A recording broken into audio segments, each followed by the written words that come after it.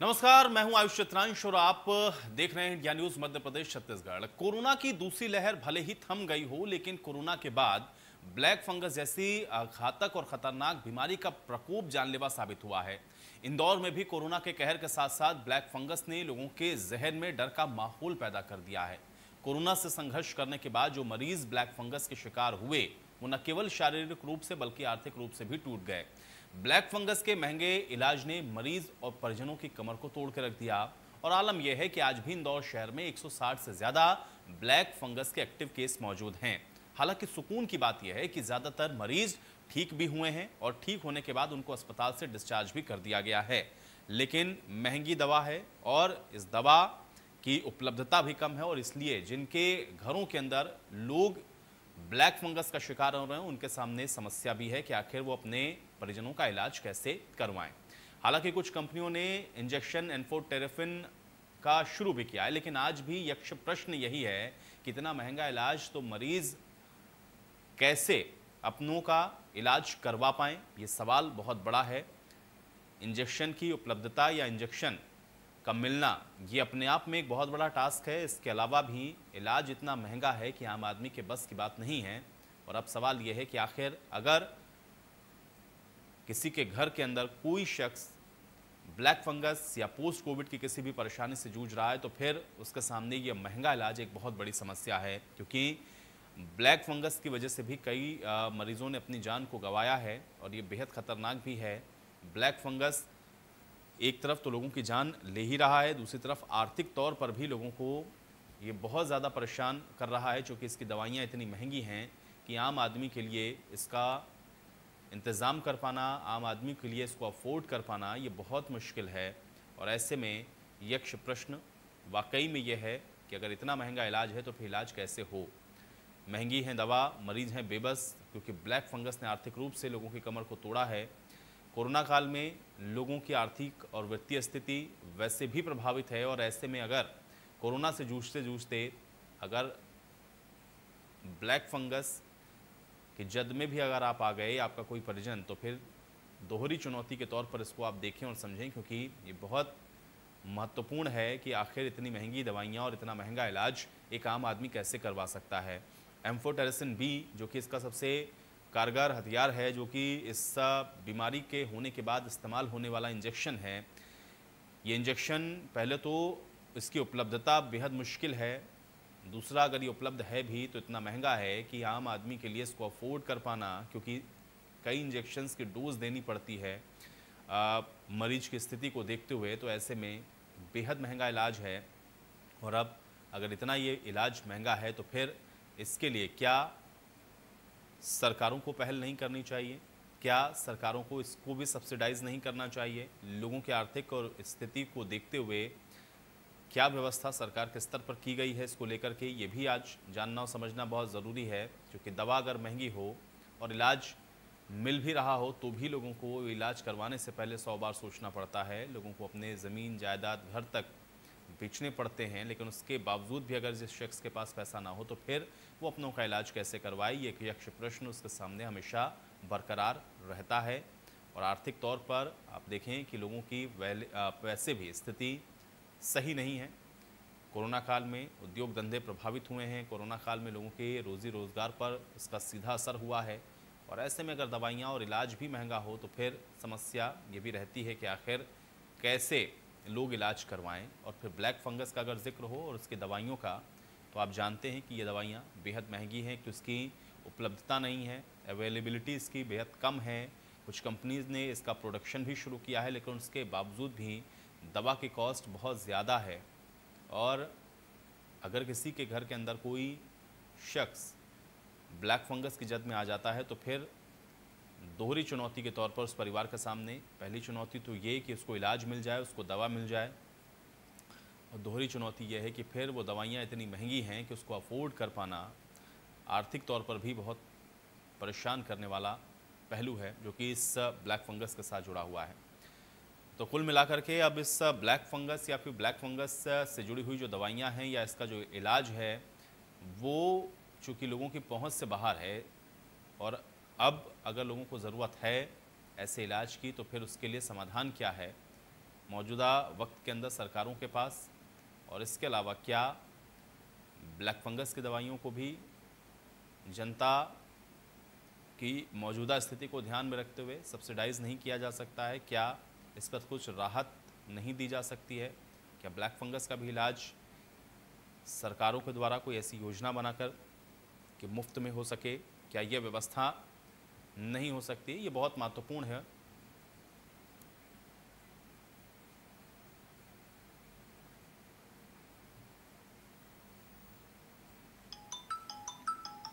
और चलिए अब सीधे इंदौर स्टूडियो का रुख कर लेते हैं। मेरे सहयोगी अतियाब शेख मेरे साथ जुड़ चुके हैं। अतियाब, इस चर्चा को आगे बढ़ाएंगे। अतियाब, ओवर टू यू। एक तो कोरोना की मार, ऊपर से ब्लैक फंगस की मार, आम आदमी करे तो क्या करे। निश्चित रूप से यही सरोकार के मुद्दे के साथ में आज इंदौर लाइव में हम आपके साथ हाजिर हैं। आज इस डिस्कशन के लिए मेरे साथ में खास पैनल जुड़ा है। इस खास पैनल के अंदर सबसे पहले तो मैं आपको तारुफ कराना चाहूंगा, डॉक्टर विवेक जोशी मेरे साथ में जुड़े हुए, जो कि क्रिटिकल केयर एक्सपर्ट है।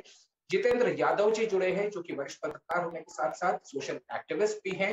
नीलेश जैन जी मेरे साथ में जुड़े हैं, जो कि कोरोना पीड़ित परिवार को बिलोंग करते हैं। तो सबसे पहला जो सवाल है वो इसी बात पर खड़ा होता है कि कोरोना से तो टूट गए थे। डॉक्टर साहब, ये बताइए कि दरअसल मैं बहुत संक्षिप्त में आपसे समझना चाहूंगा, ये ब्लैक फंगस आखिर आ कहां से गया? इस ब्लैक फंगस ने हमको किस तरीके से जज्ब में ले लिया? स्टैटिस्टिक्स की अगर मैं बात करता हूं तो मैं ये बताना चाहूंगा कि इंदौर शहर के अंदर अब भी 775 टोटल पॉजिटिव पेशेंट्स रिकॉर्ड किए गए हैं। 167 पॉजिटिव पेशेंट्स आज भी इंदौर शहर के अंदर एक्टिव केसेस हैं, जिसमें 54 लोग अपनी जिंदगी गंवा चुके हैं। 554 लोगों को डिस्चार्ज किया जा चुका है। लेकिन सबसे बड़ा सवाल इसी बात पर खड़ा होता है कि डॉक्टर साहब, असल में ये ब्लैक फंगस है क्या? क्या कोरोना के बाद में लोगों को इसका भी दर्द झेलना पड़ा और इससे बचने के उपाय क्या है? नमस्कार, मैं ये बताना चाहूंगा कि ये ब्लैक फंगस हमारे लिए या एक हेल्थ केयर वर्कर्स के लिए नई चीज नहीं थी। ये बहुत पहले से बहुत पुरानी बीमारी है। 20-30 साल से हम लोग इसके बारे में, सिर्फ ट्रीटमेंट के बारे में जानते हैं। मेन चीज ये है कि इसको अभी क्यों आया है, क्योंकि सबसे इंपॉर्टेंट चीज जो किसी भी फंगल इन्फेक्शन के लिए होता है वो इम्यूनिटी होता है। जैसे हम लोग देखते हैं शरीर में इम्यूनिटी कम है ना, रोग से लड़ने की शक्ति कम है किसी भी वजह से, जैसे कि डायबिटीज की वजह से, कैंसर की वजह से, कुछ लोगों का होता है। कुल मिला के अगर इसकी इम्यूनिटी कम है तो ये चांसेस बढ़ जाते हैं। अब मैं आपको चाहूंगा, पहली वेव में भी इम्यूनिटी कम हुई थी, ऊपर नहीं था, पर ये इसलिए ऐसा हुआ कि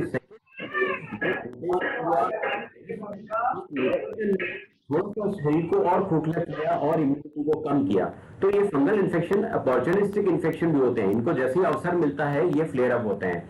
तो ये जो इन्फेक्शन है वो फैला और इस कोरोना के साथ में जो इम्यूनिटी कम हुई उसके ऊपर हावी हो गया। अब इसमें दो चीजें और ऐड करना चाहूंगा। जैसे मैंने बोला, डायबिटीज पेशेंट है, बहुत सारे डायबिटीज पेशेंट हम लोगों को ऐसे मिले थे जिनका हम लोगों ने जांच करी तो उनके लिए ये था कि हमें तो लाइफ में पता ही नहीं था, तो पहली बार डिटेक्ट हुए। तो यानी शुरू के कुछ 2000 पेशेंट, 800 लोग डायबिटीज के ऑलमोस्ट पेशेंट मिले। तो ये कहने का मतलब है कि स्ट्रेस इंड्यूस डायबिटीज भी बहुत कॉमन है, जो कि कोरोना के टाइम में जब शुगर लेवल बढ़ गया तो एक शुगर लेवल बढ़ा, दूसरा हम लोग को कोरोना की गाइडलाइन के हिसाब से स्टेरॉइड का यूज करना पड़ा था। तो शुरू में बहुत सारे लोगों को बहुत सारी डोजेस पता नहीं थी। तो जो जैसे इंदौर शहर की बात करें या बड़े शहरों की बात करें, वहां पर तो आपस में बहुत मेल मुलाकात, डॉक्टर्स के डिस्कशन होते हैं। तो हम लोगों ने एक शेड्यूल बना लिया था इससे, पर पेरिफेरी में जब केसेस आने लगे तब वहां पर स्टेरॉइड का बहुत ज्यादा यूज था, तो उसकी वजह से शुगर भी बढ़ा और स्टेरॉइड से भी थोड़ी इम्यूनिटी कम होती है, तो एक लिमिट से ज्यादा इम्यूनिटी कम हुई। इंडिया को बहुत सारे पेशेंट जो है पेरिफेरी से मिले इंस्टीड ऑफ इंदौर। तो ये एक और चीज ऐड थी। देन उसमें कुछ सारी चीजें, कुछ आयरन की सप्लीमेंटेशन का भी इसमें रोल होता है कि ब्लैक फंगस थोड़ा सा ग्रो ज्यादा होता है, तो भी पहले जो हम लोग कुछ सप्लीमेंटेशन दे रहे थे उनको भी हमने रोकना पड़ा। तो इस तरह की बहुत सारी चीजें थी जिससे कि अपन बचा जा सकता था। अब के लिए मैं सबको यही चेताना चाहूंगा कि किसी भी तरीके से अपने को इन्फेक्शन से बचना है, क्योंकि जो कोरोना का जो वायरस है, जो ये स्वरूप ले रहा है, अगर हम उसको अभी हमारे पास कोई प्रमाण नहीं है, पर अगर हम बात करें तो ये सारी चीजें ऐसी हो रही जैसे कि टेस्ट ट्यूब में निर्मित की हुई हैं। तो जब फ्यूचर में ऐसा पता चले तो एक विज्ञान के तौर पे ये म्यूटेशन जैसे होता है ना, प्लांट जैसे चल रहा है, तो उसमें कि कभी जो पहली वेव में चीजें नहीं थी वही सारी दवाइयां, वही चीजें, वही ऑक्सीजन, वही नेबुलाइजेशन, सब कुछ हमने यूज किया। डॉक्टर साहब, मैं आपसे समझूंगा इस चीज को, क्योंकि बेसिक तौर के ऊपर जो मैं समझ रहा हूँ कि कोरोना से बचिए तो ब्लैक फंगस का खतरा थोड़ा कम रहेगा। यानी सबसे पहली ताकीद तो यही है कि आप अपने आप को वैक्सीनेट करवा लीजिए, सोशल डिस्टेंसिंग का पालन कीजिए और मास्क जरूर लगाइए।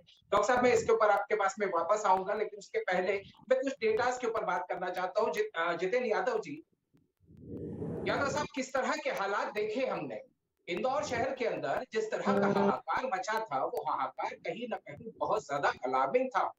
ब्लैक फंगस के इतने पेशेंट्स, और उससे बड़ी बात ये, क्योंकि मरीज के परिजन भी मेरे साथ मौजूद है, उसके पास भी मैं चलूंगा, लेकिन यादव साहब मैं समझना चाहता हूँ, इतना महंगा इलाज कैसे होगा? तैयारी नहीं थी, इंजेक्शन इतना महंगा, 7,000 रुपए का इंजेक्शन मिल रहा है। जी देखिए एहतियाब जी, ये कोरोना महामारी काल से ही जो है, जिस तरह से हमारी सरकारों का रवैया रहा है, आज दिनांक तक जो है हम एक नोटिफिकेशन पास करके इसको ये तो मानते हैं कि वैश्विक स्तर पे महामारी है, लेकिन महामारी होने के बाद इसके गवर्नमेंट में एक आर्थिक रूप से कमजोर व्यक्ति इसका इलाज किसे करवाएगा, कैसे जो है कोरोना की तमाम महंगी दवाइयां हैं उसका खर्च वो वहन कर पाएगा। और इस विकट काल में जो है कोई चिकित्सकीय सुविधाएं, सेवाएं जो हैं उसको त्वरित मिल जाए और उसके इलाज का जो महंगा खर्च है कोई वहन कर ले, कोई शासकीय स्तर की स्पष्ट कोई नीति हो। बड़ा दुर्भाग्यपूर्ण है कि अब तक ऐसे कोई जो है व्यवस्था देखने को नहीं मिली है। तमाम दावे हैं, सर सरकार के अलावा किससे तकाजा करेंगे? कौन देने आता है पैसा? इलाज तो इतना महंगा है। परिजन है मेरे साथ में, मैं सीधे आपसे मुखातिब हो जाता हूँ। सर मुझे बताइए, आपके ब्रदर का इलाज हुआ ब्लैक फंगस का, कितना खर्च हुआ सर? और किस अस्पताल में भर्ती कराया गया था पेशेंट को?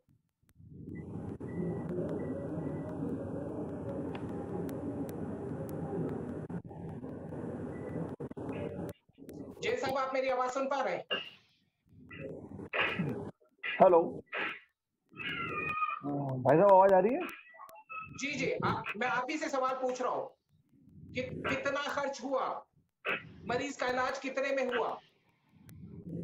भाई साहब, मैं इंदौर हॉस्पिटल पीड़ित संघ से जीतू कुशवाहा आपको ये बताना चाहता हूँ कि आज की तारीख में भी ब्लैक फंगस के पेशेंट लाखों रुपए रोज के इलाज में लगाना पर मजबूर है। 6-6, 7-7 हजार रुपए का एक इंजेक्शन, और रोज के कम से कम 10 इंजेक्शन लगाना डॉक्टरों ने बताया है कि रोज ना मोटा मोटी मान ले 60-70 हजार रुपए रोज का। कम से कम प्राइवेट अस्पताल में 1.5 लाख रुपए रोज का इलाज है। जीतू भाई आपके पास आ जाता हूँ। भाई जीतू कुशवाहा जी के पास में, जितेंद्र यादव जी मैं आपके पास आता हूँ। सर बताइए कैसे कराएंगे इलाज, कैसे होगा इलाज? एहतियाब जी, मैं वही आपको जो है कहना चाह रहा था। अभी तक हमारे यहाँ करीब 2000 के आसपास जो है पेशेंट इसके डिटेक्ट हुए हैं ब्लैक फंगस के, और इस बीच में शासकीय एमवाईएच हॉस्पिटल जो है उसने बड़ा अच्छा काम किया है। करीब 1300 प्लस जो पेशेंट है उनकी इंडोस्कोपी की है, 550 के आसपास जो है सफल ऑपरेशन किए हैं। लेकिन उनकी भी अपनी मजबूरियां हैं और एमवाईएच को भी जो है एक्टिव रूप से इलाज के लिए आगे आने में वक्त लगा था। उसके पहले कई लोग जो है इस बीमारी के इलाज एक तो प्रॉपर इलाज नहीं है, इसका कहाँ इलाज मिलेगा इसकी कोई श्योरिटी नहीं है। और आर्थिक रूप से असक्षम जो लोग हैं, जो कमजोर लोग हैं, उनको तो जैसे मरने के लिए छोड़ दिया गया है। आप ये जो कह रहे हैं कुशवाहा जी, इनकी बात से मैं बिल्कुल सहमत हूँ। 72 रुपए के आसपास का एक इंजेक्शन है और दिन भर में करीब 10 इंजेक्शन एक मरीज को लगने हैं। अच्छा, जिनके पास पैसे हैं उन लोग को भी क्या इंजेक्शन आसानी से उपलब्ध है, ये भी एक बड़ा सवाल है। कई दफा जो है जब शुरू में ये आपने देखा होगा ब्लैक फंगस का जब दौर आया था और इंजेक्शन जो इसके लिए महत्वपूर्ण आवश्यक जीवन रक्षक जो माने जा रहे थे उनकी जब कमी आई, तो हमारे यहाँ के जो है क्राइसिस मैनेजमेंट कमेटी ने ही एक इसके लिए एक अलग से व्यवस्था, वैकल्पिक व्यवस्था बनाई थी, जिसमें डीन जो है एमजीएम के, उनको जो है जिम्मेदार बनाया था। आप देखिए वहां करीब 15 दिन के आसपास जो है लोग प्रोटेस्ट करते रहे, जिनके अपने जो है हॉस्पिटल में उपचाररत थे और उनकी दवाइयों के लिए जो है मेडिकल शॉपकीपर ही कहता था कि आप एमजीएम डीन से जो है लिखवा के ले आइए, अनुमति ले आइए, हम आपको इंजेक्शन दे देंगे। इस तरह की बहुत सारी, मैं इस न केवल कोरोना के बाद में जो ब्लैक फंगस है जिसको महामारी मान लिया गया है आज की तारीख में, अतिया भाई, कहीं कोई जो है इस तरह की कोई वैकल्पिक सुस्पष्ट नीति नहीं है शासन की जिससे कि रोगियों को कहीं कोई उपचार लाभ मिल जावे या कहीं कोई राहत मिल जावे। यादव साहब आपके पास मैं आऊंगा, मैं वापस डॉक्टर जोशी के पास चलता हूँ। डॉक्टर जोशी, मैंने सुना है कि कुछ प्रयोग किए गए थे, इसको अफोर्डेबल कैसा किया जाए सर? इट्स दैट डिफिकल्ट, मुश्किल तो है सर, इसको अफोर्डेबल कैसा किया जाए? कुछ कॉम्बिनेशन ऑफ ड्रग्स आपने कहे थे, आपने उसको अफोर्डेबल बनाने की बात कही थी, वो क्या किस तरीके से कॉम्बिनेशन हुआ सर? सर देखिए इसमें क्या है, जैसे हर बीमारी का एक डीओसी होता है। डीओसी का मतलब होता है ड्रग ऑफ चॉइस, और इसके बाद में सेकेंडरी चीजें भी रहती हैं। तो ड्रग ऑफ चॉइस में एम्फोटेंसिन बी होता है। तो मैं आपको बताता हूँ कि एम्फोटेंसिन बी के 3 तरह के आते हैं वायल। तो इसमें एम्फोटेंसिन बी के 3 जो टाइप होते हैं, उसमें एक होता है कन्वेंशनल जो सबसे सस्ता होता है, जो 400-500 रुपए का भी मिलता है। और उसके बाद में सेकंड होता है लिपिड कॉम्प्लेक्स, जो 4000 रुपए के आसपास का मिलता है। और थर्ड आता है लाइपोसोमल एम्फोटेरेसिन, जो 7000 का मिलता है। अब मेरा सजेशन ये है सभी को कि भाई जैसे मास लेवल पे गवर्नमेंट में हम लोग we start with the cheapest one, मतलब हम एम्फोटेरेसिन बी का जो सबसे सस्ता वायल यूज कर सकते हैं। उसमें एक ही चीज आती है कि हर 2 दिन में करूंगा, is it effective? Will it be effective? The cheaper version?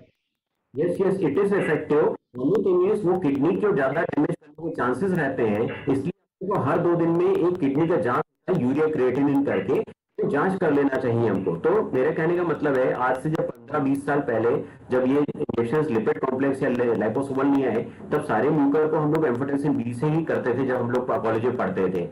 तो मैं कह रहा हूँ कि वो ऐसा नहीं है कि इफेक्टिव नहीं है। पहली चीज है कि कन्वेंशन से स्टार्ट कर सकते हैं। सिर्फ ये है कि हम लोग इसमें ऊपर किडनी को डैमेज नहीं हो जाए, इसलिए हम लोग थोड़े से अपर वर्जन में जाते हैं। और जो एकदम प्यूरिफाइड वर्जन जो सबसे महंगा होता है, जिसमें किडनी के चांसेस बहुत ही कम मिनिमल हो जाते हैं, इसकी वजह से वैल्यू बढ़ती है 1।